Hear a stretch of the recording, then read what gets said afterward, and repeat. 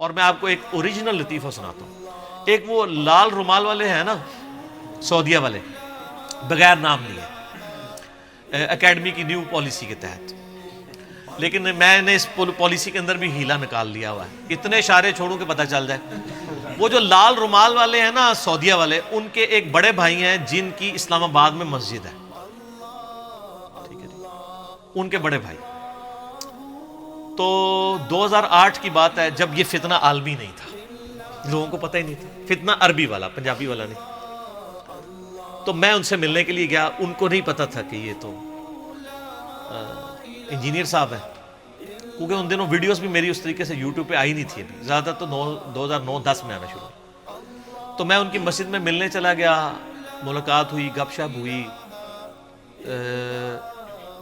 جب مغرب کی نماز میں نے پڑھی تو میں نے ان سے کہا جی میں نے ایک آپ سے مسئلہ پوچھنا ہے, میں ابھی نیا ہی اسٹڈی کر رہا ہوں, اس وقت میں نیا حدیث کے ذرا قریب ہوا تھا. تو میں نے کہا مجھے یہ بتائیں کہ یہ نمازیں بغیر خوف, بغیر بارش کے, سفر کے بھی بغیر جمع ہو سکتی؟ کہتا نہیں جی حرام ہے یہ تو.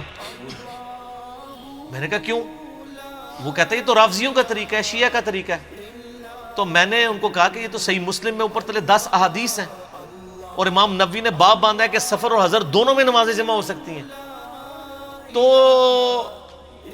ہم اہل حدیثوں نے کہا, یعنی اس وقت ہم بھی تھے نا, یہ اس زمانے کی بات نہیں ہے کہ جب یہ ہم جھوم کے کہا کرتے تھے کہ نہ میں وابی نہ میں بابی, میں ہوں مسلم علمی کتابی. تو علمی کتابی انہی لوگوں نے ہمیں بنایا نا. تو میں نے کہا جی ہم اہل حدیث ہیں, تو اہل حدیث کا تو مطلب ہے حدیث کو دیکھے گا. تو وہ کہتے ہیں نہیں وہ کرتے ہیں تو وہ کوئی نہ کوئی وجہ ضرور ہونی چاہیے. تو میں نے کہا یہ تو بڑی عجیب بات ہے, آپ لوگ مطلب حدیث پہ بھی چلتے ہیں. اور پھر جب میں نے مسلم شریف تھوڑا ان کو ایمفسائز کیا نا, تو انہوں نے ادھر ادھر دیکھا, کوئی سن تو نہیں رہا. مجھے کہتے ہیں انجینئر صاحب آپس کی بات ہے, میں بھی نمازیں جمع کر لیتا ہوں. آگے سنیں کیوں کرتا ہوں, وہ اس سے بھی مزے کی بات ہے. وہ کہتا ہے یہ میری بیوی جو ہے نا, یہ زور کے وقت شاپنگ کے لیے نکلتی ہے تو مغرب عشاء کر دیتی ہے. تو میں پھر کیا کرتا ہوں, زور کی نماز پڑھائی, پھر کمرے میں جا کے بیوی کو پیچھے کھڑے کر کے نا عصر ساتھ ہی پڑھ لیتا ہوں. پھر آرام سے جا کے ہم شاپنگ کرتے ہیں تو مغرب ٹائم واپس آتے ہیں. یعنی خود سارے مزے لوٹ رہے ہیں لیکن آپ سے چھین رہے ہیں. تو اس کے پیچھے کیا محبت ہے؟ فرقے کی. دین کے ساتھ تو کوئی محبت نہیں ہے.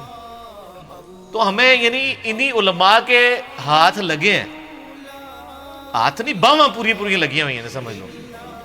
وہ کہندے نا جی جناب وہ 10 انگلاں جڑیاں نے وہ کڑائی سر کڑائی وچ, تو 10 کے ہوئے تے سر کڑائی چ.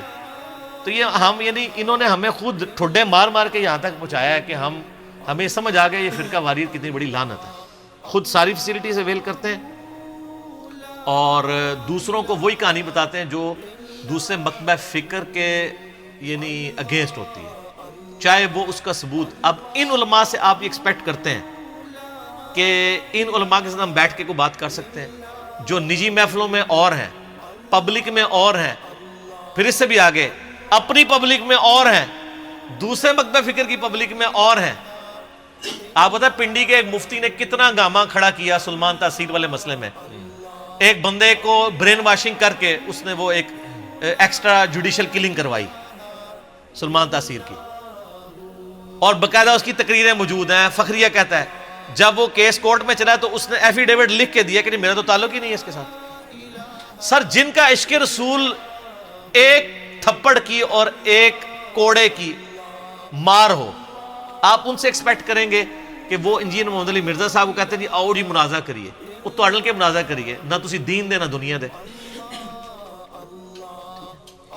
تو یہ لوگ تو اپنے موقع بدلتے رہتے ہیں. تو ہم تو الحمدللہ سچی بات کر رہے ہیں نمازیں جمع کرنے کے بارے میں. سفر میں تو آپ بغیر مسئلہ ہی نہیں ہوتا, سنت ہے, بخاری مسلم میں درجوں حدیث ہیں.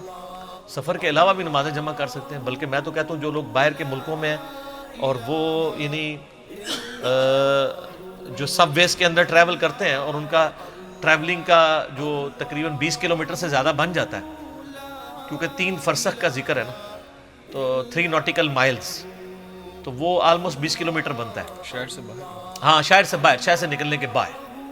تو وہ نمازوں کو جمع کریں اور قصر بھی کریں, 2 زور کے پڑھیں 2 اثر کے پڑھیں, نماز قضا ہو ہی نہیں سکتی.